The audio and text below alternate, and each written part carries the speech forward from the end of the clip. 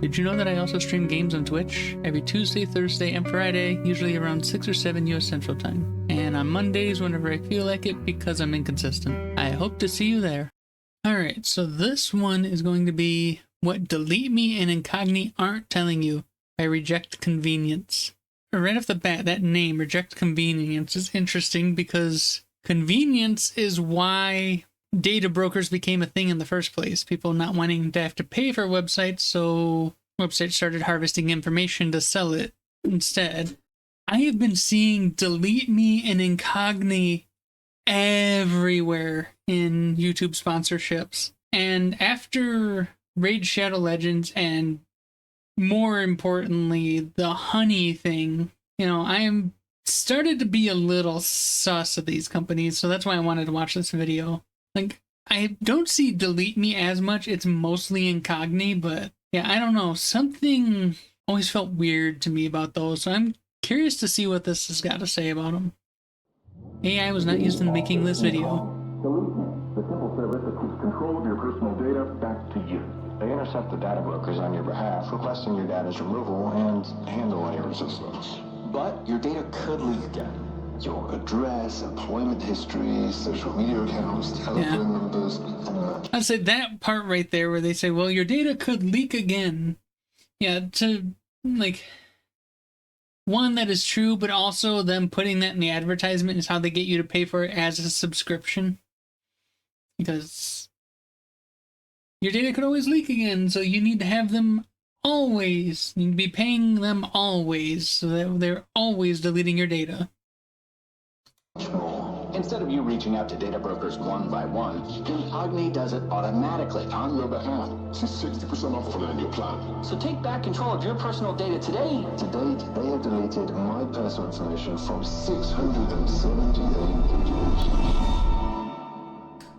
Why would a data broker delete your information? Think about it.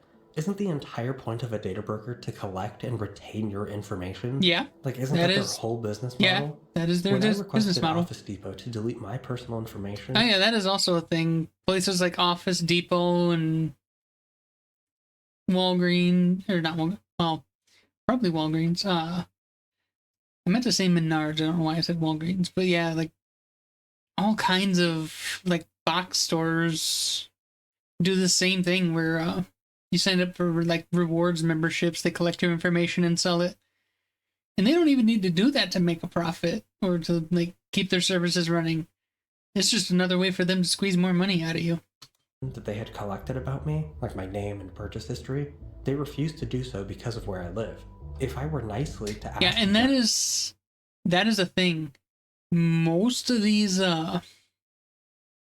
most of the advertisements for DeleteMe and Incogni talk about how if you ask your data to be deleted, they legally have to comply. But the thing is, that's not true in most of the US as far as I know. It's only, I think, like California and New Jersey where they actually are forced to legally comply with that. I think they do have to comply in the EU, because the EU is just all around on top of shit like that, way better than the US. But yeah, I always wondered that too. Like, as far as I know, there is actually no law that says they have to comply. General Motors to delete my data regarding what medications I take. Yes. Wait, GM is tracking your medications? What? That is a real thing. They will also refuse for the same reason. Neither of these companies are considered data brokers, but what, they care more about retaining my data than an actual data broker? That's a fair point. That doesn't make any sense to me. Is it because they're legally required to comply? Are they even? Or do they simply comply out of the goodness of their own hearts? In this video, we're going to find out what a data broker is, how they collect your data, who they share it with, and whether companies like Incogni and DeleteMe are a scam or not. Wait, what was... How they collect your data, who they share it with, and whether companies like Incogni... Whoa. Publish Obsidian MD, reject convenience website, research data deletion service video. Incogni and DeleteMe are a scam or not. Okay. This video is not sponsored by anyone. For full transparency, DeleteMe has tried to sponsor this channel in the past, but I rejected their offer. Fair enough. That said, I don't know that I would have actually looked into making this video had they not emailed me, so you can thank them for Interesting. It's a fair point, though. Didn't think to look into them until they started wanting to actually do a sponsor with you. That would be something I would do. If I ever get approached for a sponsorship, I will probably research the sponsor first. The biggest thing is I will want to test their products first, because I want to make sure it's something I actually support before I start taking money for it. You know? that. What is a data broker? A major selling point of services like Incogni and DeleteMe is that these creepy data brokers collect your data and sell it off to the highest bidder. In fact, I don't even know so much that it's bidder. I think they literally just sell bundles of names and information, like 1,000 names for $500 or something like that. I guess the thing is, I do know that the data actually goes kind of cheap. Like, so not only is all of your private data being sold, but it's not really, they don't really make that much off of it. So all your information that they harvest isn't worth but pennies to them. You know, but it's everything to you. their entire business relies on data brokers existing. So let's find out what a data broker really is. It turns out, like with most things, it's more complicated than you'd probably expect. Yeah. The term data broker itself is a pretty loose expression, covering all kinds of different companies. I actually suspect the reason Incogni and DeleteMe use the terminology data brokers is intentional, as it's almost too broad to actually describe what's really going on. There are 5 major categories of data brokers. I'll quickly give you an idea of what they are and what they're collecting, and then we will dive deeper into each category. Okay. The most common type of data broker that data deletion services work with are people search services. These are companies that act like modern-day phone books, but... I was going to say, isn't the phone book, like the old phone book companies, weren't they basically data brokers? They were actually selling literally to everyone, not just big businesses. Online. Much like a physical phone book, they're available to pretty much anyone, and often have a majority of the important information posted for free. Then, there are marketing data brokers. That's the one most people are concerned about. These companies gather large amounts of information about your online activity and put it into pools of certain behaviors, otherwise known as inferred data. We'll dive into more detail as to what this looks like in a bit. If you've ever applied for a car loan or gotten a credit card, you'll be familiar with the next kind of broker, financial information data brokers, Another one otherwise people known worry as about. credit reporting bureaus. This category is dominated by 3 companies, Experian, Equifax, and TransUnion. They track financial things, like payments to your phone bills, utilities... I don't like the fact that you would think that kind of information would be something that would be handled by a... how do I put it? Like a legal entity, elected, or at least appointed by an elected entity, not 3 companies. Like, credit scores in that, they dictate a lot about what we can do in our lives, and none of them have anything to do with the government. They are literally just 3 corporations who have all that power, and even the government relies on them. When you pay rent, payments to loans, when you apply to lines of credit, or even when you have your credit checked at all. In a similar vein, there are risk mitigation data brokers. These are companies that track your identity, often for preventing fraud. When you apply for a job, or even apply for an apartment, this is how they do background checks. They work with risk mitigation data brokers. That makes sense. The last on our list is personal health data brokers, by far the creepiest in my opinion. Fair. These companies track health-related data, like when you purchase an over-the-counter medication, or even your search history of a health-related topic. None of this data is protected under HIPAA, so these companies go nuts in collecting and selling this data to pharmaceutical companies. Before we start diving into these categories, I want to call out the last 4 on this list are a vast majority of the data brokers that make up the term data brokers. Services like But yeah, I was gonna say, you said the Incogni and DeleteMe primarily target the first one. but it's the last 4 that make up the majority. Not a fan of that. Incogni and DeleteMe really only scratch the surface when it comes to deleting your data. Personal health data I want to mix brokers. it up today. We're going to start with a category that just gives me the creeps. Okay. Personal health data brokers are, in my opinion, the worst kind of data broker. They collect an obscene amount of highly sensitive information with almost no regulations at all. To help showcase Which what is I mean, strange because I'm going HIPAA to is use a the thing. Privacy Visualizer. First, they collect health data, which seems pretty obvious.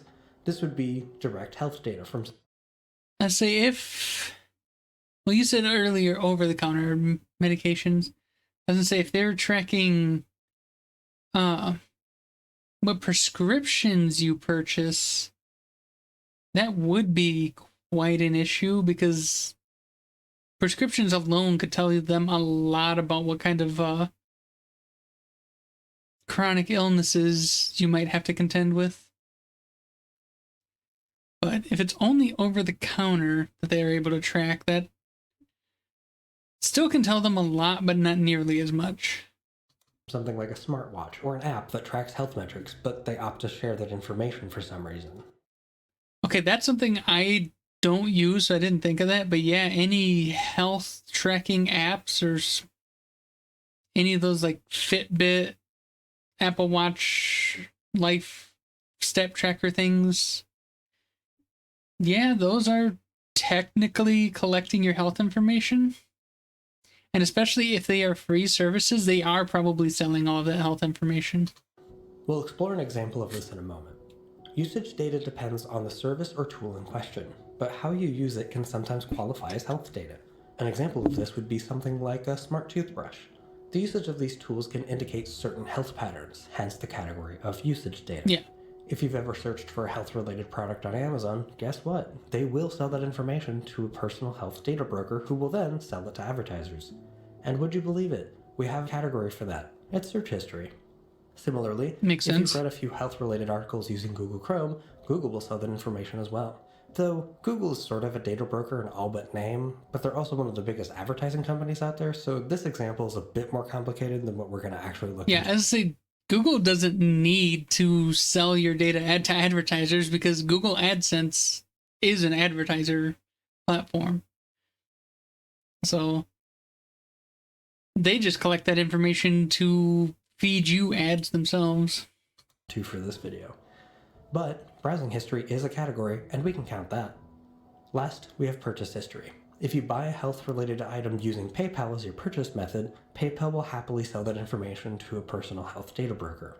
Let's look at a more complete example of how personal health data brokers might get this information. Okay. There's a sponsor here on YouTube that I've seen a few times before, 8 Sleep. Never heard If of you've it. never heard of them, they make an overpriced smart mattress that tracks your sleeping patterns and keeps you cool while you sleep. Great, that all sounds cool. How do they fit into this picture of personal health data brokers? Well, considering you said it's a smart mattress, I'm betting it collects all of that information and sells it to someone like a smartwatch. Well, they clearly state in their privacy policy that they sell usage data to advertisers. This means that your usage of the mattress and the attached services are sold to companies who can use that information to show you health-related ads. What does that look like? Well, let's say you've been having a hard time sleeping for a few nights. That data could be sold to a pharmaceutical company that makes sleeping pills, and then you'll start seeing ads for said sleeping pills. Or, let's say your heart rate is a little elevated while you sleep. They can now show you ads for heart medication. Heck, that heart rate tracking thing can be used for all kinds of weird things, like understanding how you interact with other platforms, like Facebook. If Facebook shows you an article while you're laying in bed, and... Oh, God. I wouldn't have even thought of that. Yeah, if you're sitting there browsing on your phone, and it's able to track what you're doing on your phone, as well as your heart rate at the time, that could give them a whole mess of information. Oh, fuck that. and they know you've been looking at it for a while, they can combine that data with what 8 Sleep collects, and bammy wham, they now know that you had an elevated heart rate while reading it, implying that you were angry. They can use that data to show you more of those articles since it keeps you on the platform for longer. I know, it sounds crazy, but it's clearly spelled out in their privacy policy that they share a lot of this information with Facebook, and we all know how Facebook is with data. Remember, None of this is regulated and So I'm doesn't not fall on under HIPAA Facebook. guidelines at all. So to them, it's all fair game. Also, 8 Sleep charges you a monthly fee to see your health data and cooling and whatever, and if you stop paying, you can't use those features, but they still track all that precious data. Please. Oh, God. So you have to pay to see all the data they're collecting, but they don't stop collecting it if you stop paying. Yeah, fuck that. Do not buy one of these. They are a privacy nightmare. Let's move on to the next kind of data broker. Risk mitigation data brokers. Risk mitigation data brokers are probably one of the most overlooked kinds of data brokers out there. They are most commonly used in scenarios where your identity needs to be validated for, believe it or not, mitigating risk. Like I mentioned earlier, if you've ever applied for a job or sent in an application for an apartment, Or tried to buy a gun in the state that does background checks. they often use risk mitigation data brokers to make sure you are who you say you are, and you don't have a history of doing quote-unquote unfavorable things. Yeah. With a job application, that can be things like changing jobs rapidly, or in some instances, working multiple jobs. With an apartment, it can contain things like rental history, late pay. That is something that pisses me off. It should not matter if you are working multiple jobs. All right? Your time outside of work is your time. Just saying. Payments and other similar items. If we plug this into the privacy visualizer, here's what we get. First, they collect contact info, which would be things like your name, current and previous addresses, phone numbers, and email addresses. This doesn't seem to be collected in all cases, but identifiers are still pretty common from what I found. This comes I mean, up that when the makes data sense if is they're doing background aggregated checks to on you. identify you under one unique identifier, rather than your name. Though this normally does come in addition to your name and other contact information, but it still counts. Next is location. No, they aren't tracking where you are all of the time, just things Just like your where you've address been. and addresses related to you, like your work address. Lastly, there's financial information. This can sometimes contain things that would show up on a credit report, such as a list of debts, payment history, and other similar information, which leads us perfectly into our next data broker type. Okay. You may Financial. recognize this category by another name. Credit reporting bureaus. Yep. If you live in the United States, this is data that you cannot opt out of or have deleted at all. This is all of the information that makes up your credit score, which is captured by the major companies, Equifax, Experian, and TransUnion. The information they have is used most often when dealing with creditors. If you want to get a loan for a house or a car, that's all tracked. If you get a credit card and pay it off every month, that information is reported to these companies. If you get a dozen credit cards and they're all maxed out and you're always late on payments, guess what? They track that too. Yep. This data is considered highly sensitive, as if it gets breached, you're at much higher risk of identity theft. What's that? Equifax had a data breach a while ago? 15 million users, you say? Oh, and what's that, you say? They're not only still a wildly successful company, they have also wedged themselves so deeply into our economic system that you're not allowed to opt out of this data collection, Yep. despite their very traceable history of mishandling it? Dang, that's pretty darn annoying. Yeah, that's what I was talking about Here's what earlier. these look like on the visualizer. Financial information contains things like your credit score, the debt you're in, the creditors you've applied to, any late payments, I and will even say how that much money you make. Purchase thing is history just a little out of directly focus. limited It's hard to your read the purchases, but it still labels on counts as those. Purchase history. Location, once again, is mostly just your address. They don't really care where you currently are. Identifiers, as they have sort of a profile on you that can have an ID associated with it. Also, your social security number is technically an identifier. Contact info, including your name, address, phone number, and email address. Yeah. And sensitive info, including things like your birth date, social security number, and I mean, your credit score is something I'd consider to be pretty sensitive information. Yeah.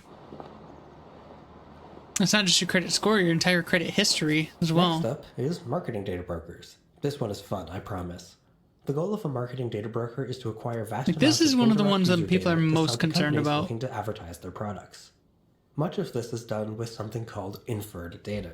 Another common misnomer for this is user personas, but those are normally made up people that can guide what inferred data is actually sought after. To help show how this works, I'll need 100 volunteers. Great. Hi, everybody. As it currently stands, Okay. I don't know anything about these 100 people. So, to help me identify them, I'll ask a simple question that might describe something they do. To make it a little more clear, I'll highlight the tile they're standing on to represent if they do the thing in question. Okay. Let's start off with a pretty specific example. Of the people here, who has shopped at Target within the last 6 months? Not me. Great, so as you can see here, 54 people in this sample fall under this description. If you imagine the general scale of the amount of people who have shopped at Target within the last 6 months, you can imagine that the number is far too high to properly identify any one person. Right. This sort of feels like it identifies you, but without actually identifying you.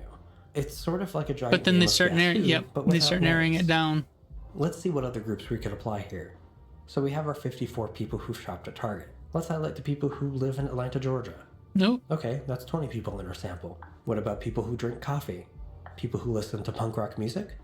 People who have a commute between 10 and 15 miles to work? Who here owns a PlayStation? Anyone here love dogs? Who here has recently watched an educational video on YouTube? What about the people who are concerned about privacy? These groupings by themselves can't identify any But you add one them all person. up, But and it if we really add narrows it all down. up, with people who shop at Target that live in Atlanta, Georgia, who also drink coffee, listen to punk rock, have a 5 to 10 mile commute, owns a PlayStation, loves dogs, and watched an educational video about privacy on YouTube, well, that describes just one person from this sample. But here's the thing.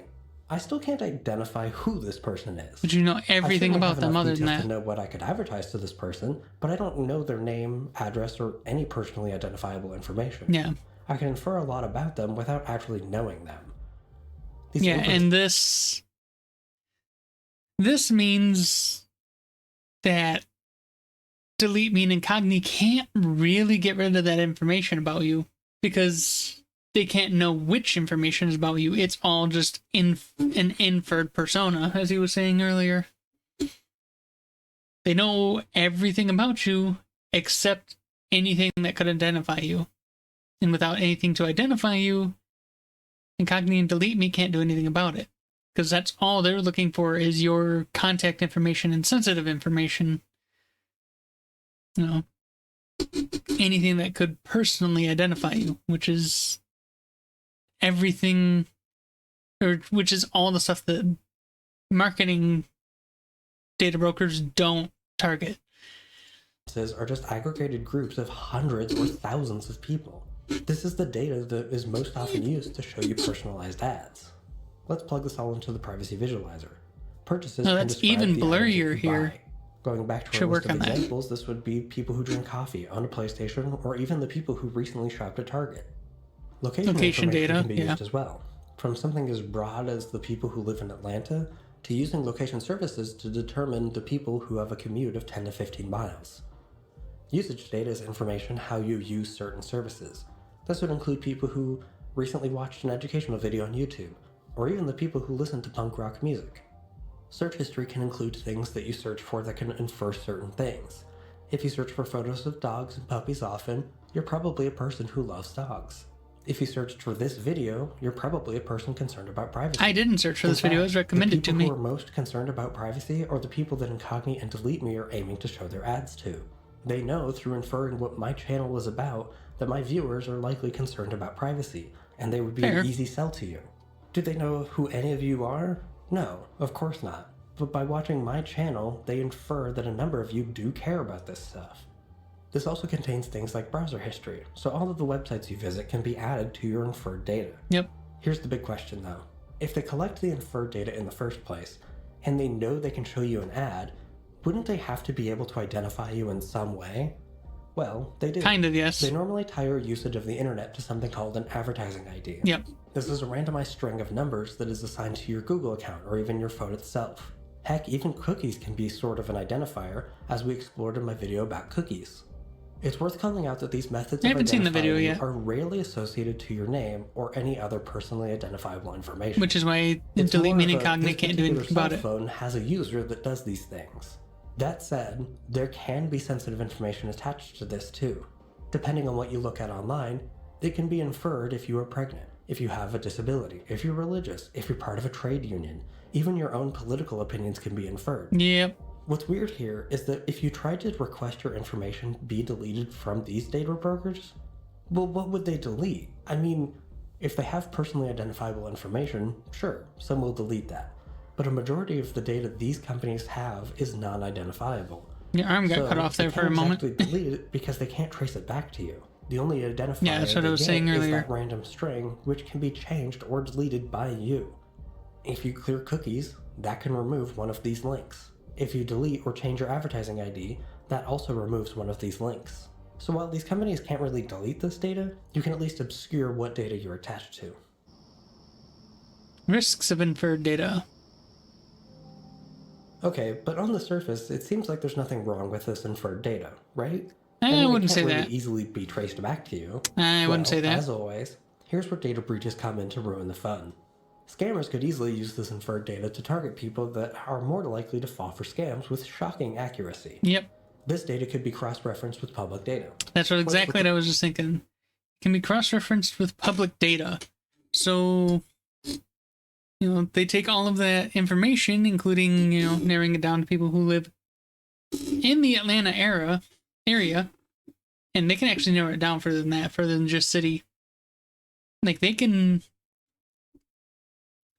often actually narrow it down to, like, which city district you live in a small city.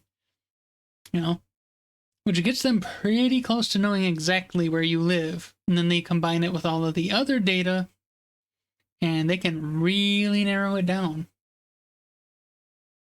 With shocking accuracy. This data could be cross-referenced with public data. Let's look at one of our dudes here. This guy goes to coffee shops in the afternoon. He lives in Seattle, Washington. He is looking for a new job. He has a dog and travels once per year. Well, let's say that he also publicly posts to various social media platforms. He posts selfies of coffee shops some afternoons to Snapchat. On LinkedIn, it shows that he lives in Seattle and he's seeking a job. On top of that, he shows photos of his dogs and even his once per year travel event on Instagram. Sure, cross-referencing that data could take a lot of time, but this is where spear phishing campaigns could come in. Spear phishing? Never heard that before. Texts and calls to a massive list of phone numbers that were in a data breach. If the data is attached to any inferred data, like companies like Toyota or Facebook would have, they could make a very targeted kind of attack without knowing who they're hitting. The goal isn't to trick everyone. The goal is to effectively trick just a small group of people. Since they know what city he lives in, and they know that he's looking for a job, they'll send out texts to all the leaked numbers in that city, and they'll say something like, "Hi, we were informed that you were looking for a job with 50% travel. We can offer such a position. If interested, please apply here. Exchange link." That explains some of the calls I've gotten. None of them ever seemed to apply to me directly, but maybe I was just somebody hit by accident when they were trying to spearfish someone. Okay, that makes more sense. Now, a majority of people would probably ignore this, but someone who is seeking a job who also loves to travel, well, it seems like a dream come true. Remember, the more data that scammers have, the easier it is for them to target you in a very specific way. People search services, the ones that they actually target. This perfectly leads us into our last data broker category, people search services. These are simply the evolution of physical phone books being migrated to the digital realm. Yeah. If you're too young to remember, there were these companies that would basically track everyone's name, phone number, and sometimes even their address, and they would print it out in a huge book that they would send to everyone in the mail. And the thing is I remember people I know even calling or filling out forms to send to these places to correct their information, literally giving away their information that way.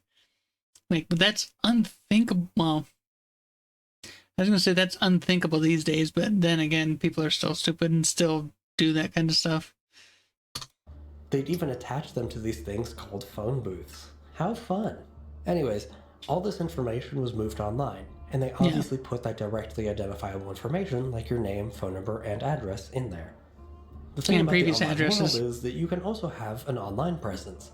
So some of them started tracking things like social media profiles. Some of these companies took it in a weirder direction by adding other public records like arrest records, property records, and more.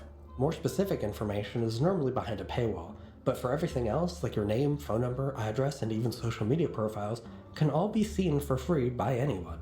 Who's looking? Sometimes it can be landlords who don't want to pay for those risk mitigation data brokers. Private investigators are probably pretty pleased with these kinds of services. Fair. Actually, any weirdo on the internet, which has been which is how doxing happens. And there was even a reality TV show that used these services. I think it was Catfish. Oh. Okay, so this can be pretty creepy. Now we need to ask the scary question. Do people's search services comply with data deletion requests? Probably not. Weirdly enough, a vast majority of them do comply. And not all of them are even required to comply. Many of these companies are based out of states that are not required to comply, yet they comply anyways. From what I understand, they do this to avoid future regulation, legal pressure, and just bad press. Yeah, that makes sense. That's a good thing. You can delete information using the forms on the websites normally linked at the bottom. In the description, I've linked an amazing guide on how to delete your information from a bunch of these services for free. Actually, these are the most common types of data brokers that services like Incogni and DeleteMe work with. So things are starting to make more sense.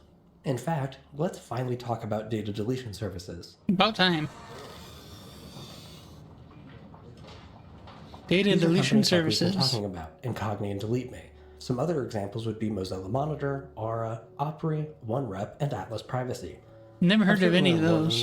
But they all work in the same way. They offer to delete data that's been collected about you for mostly people search data brokers. Most of them use automated systems to make this possible. However, in the case of DeleteMe, it doesn't really seem like it's that much faster than doing it yourself. Let's break down one of the sponsored spots for DeleteMe. Just like my VPN video, I am not being critical of the creator shown in this video. You did a VPN video. Interesting. I'll have to check that one out too. From what I know with VPNs, like, it's not worth having one unless you are on a mobile device and regularly use unsecured Wi-Fi's. Like, I mean, the whole change your location so you can access new shows, that's a neat trick, but as far as protecting your information, for the most part, it's not a huge deal. If you're on your home connection, you don't really need a VPN. I'm being critical of DeleteMe and the script they provide to creators. That's it. Fair enough. It's been a little over 6 months since I first told you about DeleteMe, the simple service that gives control of your personal data back to you. In that half a year, DeleteMe has reviewed over 4,000 listings from data brokers across the web. In 6 months, 4,000. This is sort of misleading in my opinion. That 4,000 number really makes it sound like it's from 4,000 data brokers or something. It's the same ones over and over. 4,000 individual items. Oh. So, let's say one data broker has your name, your personal email address, your work email address, your phone number, and your last 4 addresses. That's 7 listings in this example, but just one data broker. They all do this, by the way. Here, I'll use myself as an example. That makes sense. Before researching this video, I used Mozilla Monitor. It's a way to inflate their numbers. From one data broker, there were 3 email addresses, 1 phone number, 9 addresses, and 4 family members. Of that information, only 8 of the items were actually correct pieces of information. The others were incorrect emails. The phone number wasn't one that had ever been mine at any point in history. Some of the addresses were wrong, and even the list of family members contained people I have never heard of before. All of these data deletion services will count this as 17 removals, but it was all from a single source, half of which wasn't even my data. Do you see how these numbers feel bigger than they really are? And it's removed my personal information from almost 80 of them. Let's rewind for a moment back to that screenshot. There are 26 data brokers in this list. Of those, there are over 4,347 pieces of information, and of all of those, DeleteMe has removed 38, which is very likely from a single data broker given how big that other number is. So, they're claiming to have spent 9 hours contacting one data broker. Additionally, according to the voiceover itself from the first part, this was 6 months of paying for DeleteMe. I'll admit, though, this isn't accounting for search time, but think about this. I don't know about you, but I'm fairly confident that I could send more than 26 emails in a 6-month period. Yeah. Heck, I know that's true. I regularly send more than that in a standard 8-hour workday. What kind of listings? Well, we're talking private information, like my physical address history, my property and court records, even the names of my family members. Now scrubbed from nearly 80 data brokers' archives without me having to do any work on my own. As we discussed, that is a tiny fraction of the actual amount of data brokers that are out there. Yes, removing this data is good, but you can do this for free, and as shown here, probably more efficiently than DeleteMe. Now, this all begs the question, are these data deletion companies legit? Well, for the most part, Yes. Okay. I'll admit though, I don't like that some of them mess around with dark patterns. Incogni, for example, forces users to contact support to cancel your subscription. Oh. They also post obviously fake reviews to Reddit, but overall, they technically do what they say they do. Is it a scam? No. It is pretty clear to me that they do offer the service of deleting your data from a list of data brokers. A scam means to take money with malicious intent of offering nothing in return. That is obviously not the case here. A Fair better enough. question would be, is it a good deal? In my opinion, not really, no. Unless you live in a state with the right to delete law. If you live in one of these states, services like this could actually be helpful, as they will often look into adding other data brokers for you if you ask them to. And that could make the process of cleaning up your online presence a bit easier. That all said though, a majority of the people in the United States wouldn't exactly benefit from this kind of service. Yeah. I feel like we've heard this before. Look everyone, it's friend of the channel, Luch. Hey, I just overheard what you've been talking about. Don't know her. And all of this sounds really similar to what you said about VPN companies. They kind of seem like the same thing. Do you mind elaborating? Effectively. Well, both data deletion services and VPNs technically provide the services they claim to, and they do it at a very low cost to them, but charge a much higher price to you, the consumer. Most people also don't really need either service. Yeah. VPNs provide a solution to a problem most people don't normally face, and in the Right. case of data deletion companies, all of that information you're trying to have deleted will always be replaced unless you're a resident of a right to delete state. Even if you do live in one of these right to delete states, you would still have to manually request the state. Is cross chambers committee introduced? Dark green is passed and light green is signed. Okay, so there's more of them than I thought. So I don't actually see any dark green on the map, but yeah, so California, Oregon, Montana, Utah. I want to say that's Colorado, Texas, Nebraska, Iowa, Minnesota, Indiana, Kentucky, Tennessee, Virginia, Maryland, New Jersey, Rhode Island, and New Hampshire, and Connecticut. I had to remember what that one was. So yeah, there's actually quite a number. Pennsylvania and Michigan and Ohio are working on it, and it's just been introduced in Oklahoma as of January 2025, so maybe about half the states have it. Even if you do live in one of these right to delete states, you would still have to manually request that your data be deleted by every other data broker in the country, and that is a time-consuming task. There are over 1,700 registered data brokers in the US, which is much higher than the 200 or so that these companies actually delete data from. But it's important to note that only a handful of states have laws requiring data brokers to actually be registered, so in reality that number may be much higher when we take into account the unregistered brokers. It's estimated that worldwide there are over 5,000 data brokers. Only 5,000? Oh, and as it turns out, Incogni is owned by Surfshark, and Surfshark is owned by NordVPN, so at the end of the day it kind of is just... See, that's the thing. I always hear about, when it comes to VPNs, I always hear about either Nord or Surfshark. Funnily enough, most of the time that I hear about, or most of the time that I had been hearing about Surfshark, was after Nord had their data breach. And I think that's because a lot of people, like myself, did not want to trust Nord after hearing they had a data breach. Even though I guess they didn't actually lose any sensitive information in that data breach. Still just makes me question how good is a VPN that actually gets, that actually ends up having a data leak. So yeah, I did not know Surfshark's actually owned by Nord. Interesting. Yeah, and then I've noticed over the years, Surfshark kind of just disappeared and it's all Nord all over again. It's the same thing. Funny how that works. Fantastic points. Thanks for the extra insight. Sure thing, man. I'll let you get back to it. Thanks for stopping by.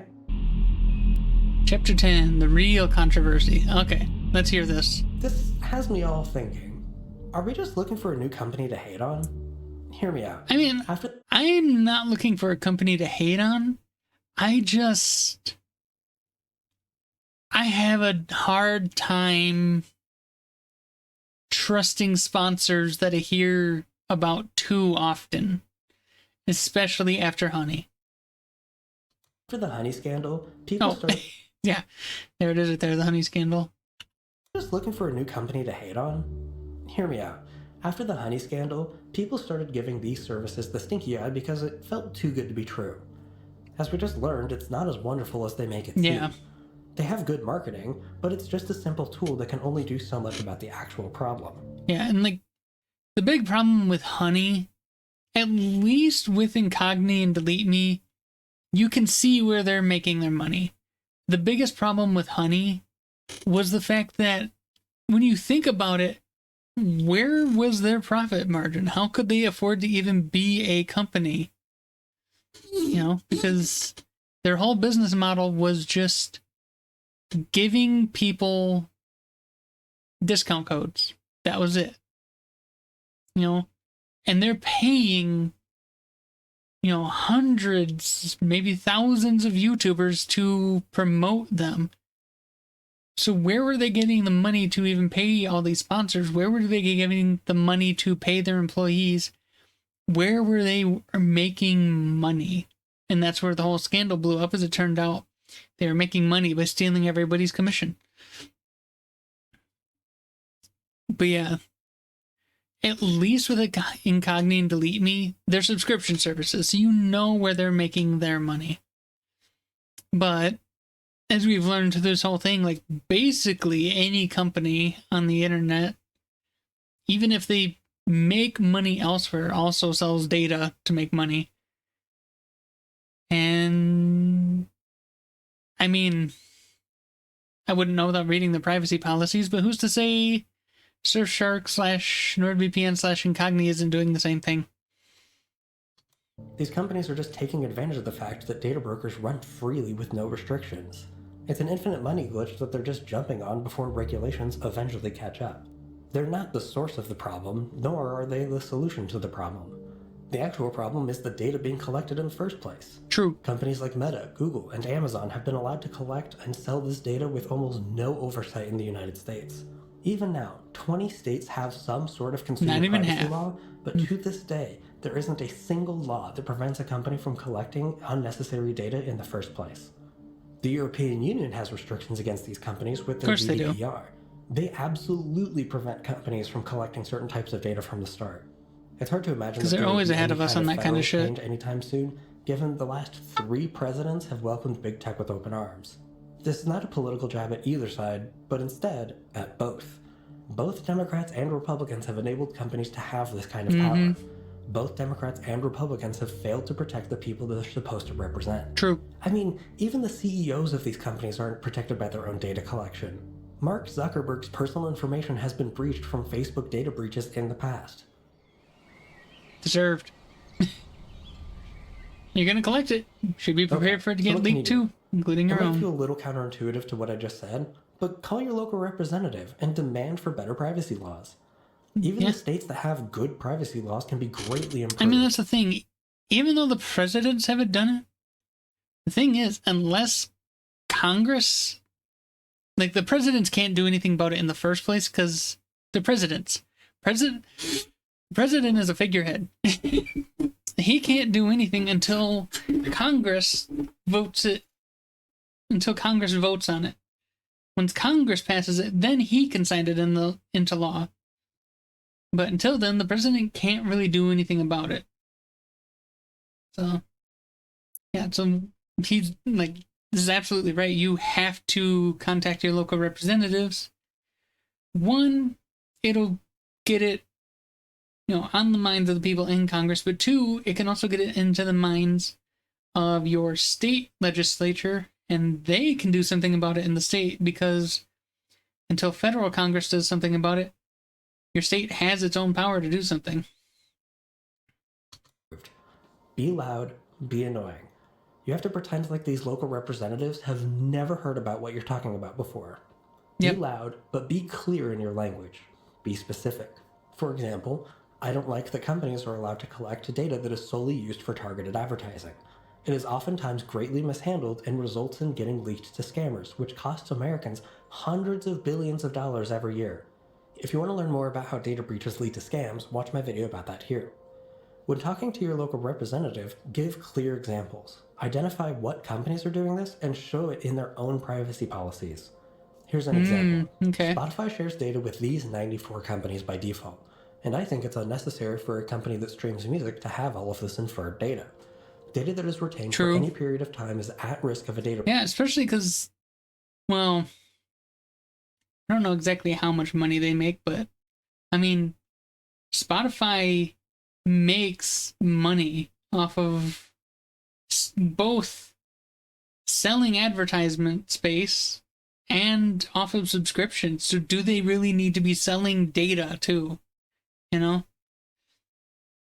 Like, that's the thing we really need to look at. Like, you know, YouTube has a subscription service now, but like, you know, YouTube, Google, Twitter, well, you know, they are all free services.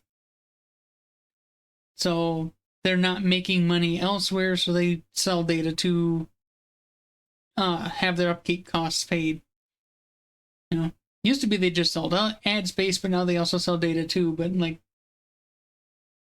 you know, any company that is selling subscription services, you know, they don't really need to be selling data. But they do want to be making something off of their free users, but hey, that's what selling ad space is for. Not selling data to advertisers, just sell space to them. Data breach, which hurts consumers. When these 94 companies are also given access to this information, it stops being a question of if there will be a data breach, rather, when will one of these 94 companies get hit with a data breach? In 2024, nearly half of all companies in the United States experienced a data breach. Using that information, we can reasonably assume that 47 of these companies will experience a data breach. If there were regulations in place to prevent Spotify from collecting this information in the first place, the risk of a data breach would be greatly reduced, as the unnecessary user data wouldn't be there to begin with. Hackers wouldn't have as much incentive to hack Spotify. Here's another example. General Motors knows what medications I take, and they infer my intelligence through various sources of data collection spelled out in their privacy policy. This is an inexcusable abuse of power, and they do not need to know any of that for me to be able to drive my car. Absolutely true. In the European Union, General Motors sells vehicles that work exactly like they do here in the United States. But laws like the GDPR protect their citizens, and this kind of data isn't collected at all. Yeah, that is something we needed, absolutely, is something that stops them from collecting, at the very least, data that is irrelevant to whatever service they provide. Like I said, General Motors does not need to know about your medications. They sell cars. That's all they need to know about is what kind of cars you like and what kind of car accessories you're going to put inside. They don't need to know anything about your medications. Here's the EU version of the privacy policy for General Motors, and here's the US version. It's clear why they collect as much as they do here. There are no regulations to protect consumers. If you want something more actionable on your end, fight back with your wallet if you're able to. For example, stop using Gmail. For years now, they write every single email that you get, which means that every purchase you make is now valuable data that they can sell to advertisers. I'll note that this can take a very long time to fully transition away though. It took me an entire year to move from Gmail to StartMail, and even then, I faced minor inconveniences with services that I forgot to move over. It takes time, so be patient. Another thing I'll always advocate for is to block all the ads. Yep. A big point of this data being collected is to sell to advertisers, so start blocking them from making their money. Show that we don't want to be tracked like this. I've heard other creators compare this to piracy, but I disagree. Blocking ads is not piracy. I understand that it can hurt small creators in the crossfire, so if you're able to, support your favorite creators directly. Yeah, that's what I was going to say. Like, if you do block ads, one thing you can always do is find a way to support them directly, whether it's Throne, Patreon, Ko-fi, even just a direct PayPal donation. Like, there are other ways to support them. They don't have to be supported by ads. So, that is a thing. Another thing that can help prevent cross-referencing your data can be to avoid public-facing social media, at least where your name is shown. This can range from things like Facebook, LinkedIn, and even Steam. Be cautious about where you publicly show your name. Most platforms have a privacy setting that you can use to hide some of this information. If you want more information on what you can do but that doesn't stop about them selling cowardice it. to data collection, I highly suggest you watch my video on that here. Believe me, there is always an option. As always, thank you for watching. Please be kind and patient with each other. I want to give a special thanks to everyone supporting this channel through memberships and Patreon. Considering that a lot of my channel is about I always showing forget the truth YouTube behind a lot of memberships common are a sponsors, thing. it doesn't feel right for me to start taking them on like most growing YouTubers do. However, I would love to make these videos for you all full time, so if you have some money to spare and want to help make that dream become a reality, consider either becoming a member or subscribing to my Patreon page. By doing so, you'll get early access to videos, exclusive access to a supporters-only Discord server, and more. The link to Patreon is in the description or at patreon.com/rejectconvenience. Peace. Heads up, boss. Spider-Man's headed your way. Excellent. I'll get you this time, Spider-Man. Doc Ock! You're looking more medicine than usual. Do something with your hair. Get out of here, Alright. you pest. Oof. Ock. Yowza, you gotta punch that, Spider-Man. Thanks. I've been working on a new move. Want to see? Wish we were getting to see. Ah, you've defeated me once again. Better luck next time. Wow! Yeah! I'm Spider-Man! Yeah! Alright. Yeah. It's good to know they're not outright scams, but that is pretty much what I figured. There's just no real reason to bother with them.